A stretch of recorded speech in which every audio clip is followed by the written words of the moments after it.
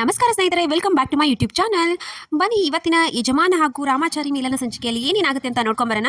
ಅದಕ್ಕೂ ಮುಂಚೆ ಯಾರೇ ನನ್ನ ಚಾನಲ್ನ ಹೊಸದಾಗಿ ನೋಡ್ತಾ ಇದ್ದೀರಾ ಪ್ಲೀಸ್ ಸಬ್ಸ್ಕ್ರೈಬ್ ಮಾಡಿ, ಸಪೋರ್ಟ್ ಮಾಡಿ. ಹಿಂದಿನ ಸಂಚಿಕೆಯಲ್ಲಿ ಅನಿಕಾ ರಾಮಾಚಾರಿ ಅವ್ರ ಮನೆಗೆ ಬಂದಿರ್ತಾಳೆ, ಮದುವೆ ಮುಹೂರ್ತ ಇಟ್ಕೊಡಿ ಅಂತ. ಅದಕ್ಕೆ ರಾಮಾಚಾರಿ ಎಲ್ಲರೂ ಮನೆಯವರು ಸೇರ್ತಾರೆ.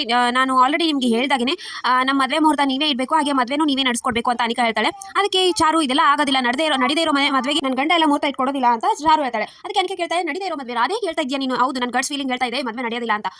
ಮದುವೆ ನಡೆಯೋದಿಲ್ಲ ಅಂತ ಆಲ್ರೆಡಿ ಡೈವರ್ಸ್ ಆಗಿ ನಾನು ಮದುವೆಗೆ ಮುಹೂರ್ತ ನಿಮ್ಮ ಕೈಯಿಂದನೇ ಇರಿಸಬೇಕು, ಈ ಮದುವೆ ಆಗೇ ಆಗುತ್ತೆ, ನಿಮ್ಮ ಕಡೆಯಿಂದನೇ ಆಗುತ್ತೆ ಅಂತ ನನ್ನ ಗಟ್ಸ್ ಫೀಲು ಹೇಳ್ತಾ ಇದೆ ಅಂತ ಅನಿಕಾ ವಾಪಸ್ ಹೇಳ್ತಾಳೆ. ಅದಕ್ಕೆ ರಾಮಾಚಾರಿ ಹೇಳ್ತಾನೆ, ಸರಿ ಆಯ್ತು ಮದುವೆ ಮುಹೂರ್ತ ಇಡ್ತೀನಿ ಅಂತ ಹೇಳಿದ ತಕ್ಷಣ ಚಾರು ರಾಮಾಚಾರಿ ಏನು ಮಾಡ್ತಾ ಇದೆಯಾ ಅಂತ ಕೇಳ್ತಾಳೆ. ಇಲ್ಲ, ಮನೆಗೆ ಬಂದು ತಾಂಬೂಲ ಹಿಡ್ಕೊಂಡು ಬಂದವ್ರನ್ನ ಅದು ನನ್ನ ವೃತ್ತಿ, ಸೊ ಅದನ್ನ ನಾನು ತಿರಸ್ಕಾರ ಮಾಡಬಾರ್ದು, ಆ ದೇವ್ರು ನನಗೆ ಇದನ್ನ ಮಾಡೋದಿಲ್ಲ, ಮದುವೆ ಮುಹೂರ್ತ ಇಡ್ತೀನಿ ಅಂತ ಹೋಗಿ ರೆಡಿಯಾಗಿ ಬಂದು ಕೂತ್ಕೋತಾನೆ. ಆಮೇಲೆ ಮದುವೆ ಮುಹೂರ್ತ ಇಡ್ತಾನೆ.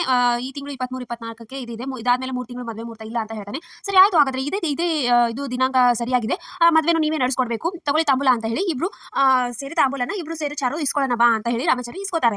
ಆಮೇಲೆ ಅನಿಕಾ ಹಾಗೂ ರಾಘು ಹೊರಗಡೆ ಬರ್ತಾರೆ. ಹೊರಗಡೆ ಬರೋ ಅಷ್ಟರಲ್ಲಿ ಎದುರುಗಡೆ ಝಾನ್ಸಿ ಕೂಡ ಬಂದ್ಬಿಡ್ತಾಳೆ. ಅವಾಗ ಅನಿಕಾ ಹಾಗೂ ರಾಘು ಇಬ್ರು ಶಾಕ್ ಆಗ್ತಾರೆ. ಝಾನ್ಸಿ ಕೂಡ ತುಂಬಾ ಬೇಜಾರಲ್ಲಿ ಬರ್ತಿರ್ತಾಳೆ. ಏನು ನಾನು ಅನ್ಕೊಂಡಿದ್ದು ಸಾಧಿಸಿದೀನಿ ಅಂತ ನೋಡಕ್ ಬಂದ, ಸೋತಿದ್ರು ನೀನು ಇಷ್ಟೊಂದು ನಿನ್ ಸೊಕ್ಕು ಮುರಿದಿಲ್ವಲ್ಲ ಅಂತ ಅನಿಕಾ ಎಲ್ಲ ಮಾತಾಡ್ತಿರ್ತಾಳೆ. ನನ್ನ ಸೊಕ್ಕ, ನನಗೆ ಸಂಬಂಧ ಇಲ್ದವ್ರ ಬಗ್ಗೆ ನಾನು ಇನ್ನು ಯೋಚನೆ ಮಾಡಕ್ ಹೋಗೋದಿಲ್ಲ ಅಂತ ಹೇಳಿ ಸುಮ್ಮನೆ ಒಳಗಡೆ ಬಂದ್ಬಿಡ್ತಾಳೆ ಝಾನ್ಸಿ. ಆಮೇಲೆ ಝಾನ್ಸಿ ಒಳಗಡೆ ಬಂದಾದ್ಮೇಲೆ ಬೇಜಾರಲ್ಲಿರ್ತಾಳೆ. ಅದಕ್ಕೆ ರಾಮಾಚಾರಿ ಕೇಳ್ತಾನೆ, ಯಾಕಮ್ಮ ಅವ್ರು ಮಾತಾಡೋದ್ರ ಬಗ್ಗೆ ಬೇಜಾರಾಗಿದೆ ಅಂತ ಕೇಳ್ತಾನೆ. ಇಲ್ಲ, ನನಗೆ ಇನ್ನೊಂದು ಟೆನ್ಷನ್ ಶುರು ಆಗಿದೆ ಅಂತ ಝಾನ್ಸಿ ಮನೇಲಿ ನಡೆದಿರೋದೆಲ್ಲ ಹೇಳ್ತಾನೆ. ತಾತ ಹೇಳಿರ್ತಾನೆ, ನಿನ್ಗೆ ಇನ್ನೊಂದು ಜೀವ ನಿನ್ನ ಜೊತೆ ಬರಬೇಕು, ನೀನು ಪ್ರಣವ್ನ ಮದುವೆ ಆಗ್ತೀಯಾ ಅಂತ ಎಲ್ಲ ಕೇಳಿರೋದನ್ನ ಹೇಳ್ತಾಳೆ. ನೀನು ಅದಕ್ಕೆಲ್ಲ ತಲೆ ಕೆಡಿಸ್ಕೋಬೇಡ, ನಾನು ಇನ್ನೂ ಮನಸ್ಸಲ್ಲಿ ಇಲ್ಲದೆ ಇರೋದನ್ನ ನಾನು ಯಾವ ಥರ ಯೋಚನೆ ಮಾಡಲಿ, ನಾನು ನೀವೇ ಹೇಳಿ ಅಂತ ರಾಮಾಚಾರಿ ಕೇಳ್ತಾಳೆ. ಅದನ್ನೆಲ್ಲ ನೀನು ಯೋಚನೆ ಮಾಡಬೇಡ, ಎಲ್ಲ ಸರಿಯಾಗುತ್ತೆ ಅಂತ ರಾಮಾಚಾರಿ ಹೇಳ್ತಾನೆ. ಆಮೇಲೆ ಇತ್ತ ಅನಿಕಾ ಹಾಗೂ ರಾಘು ಇಬ್ರು ಮನೆಗೆ ಹೋಗ್ತಾರೆ. ಮನೆಗೆ ಹೋದ ತಕ್ಷಣ ಮನೆಯವರೆಲ್ಲ ಕೇಳ್ತಾರೆ, ನಮ್ಮ ಮದುವೆ ಮುಹೂರ್ತನ ಫಿಕ್ಸ್ ಮಾಡಿದ್ವಿ, ದಿನಾಂಕ ಇದನ್ನ ಮಾಡಿ ಬಂದ್ವಿ ಅಂತ ಹೇಳ್ತಾನೆ.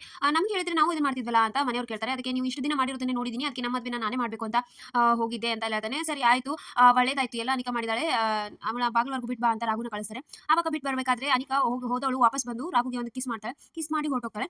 ಆಮೇಲೆ ಈತ ರಾಮಾಚಾರಿ ಮನೆಯಲ್ಲಿ ಝಾನ್ಸಿ, ಸರಿ ನಾನು ಇನ್ನು ಹೊರಡ್ತೀನಿ ಅಂತ ಹೇಳ್ತಿರ್ತಾಳೆ. ಅಷ್ಟರಲ್ಲಿ ರಾಮ ಹೇಳ್ತಾಳೆ, ಚಾನ್ಸಿ ನಿನ್ನಿಂದ ಒಂದು ಹೆಲ್ಪ್ ಆಗ್ಬೋದಾ ಅಂತ ಕೇಳ್ತಾಳೆ. ಅದಕ್ಕೆ ಹೇಳಿ ಅಮ್ಮ ಅಂತ ಹೇಳ್ತಾಳೆ.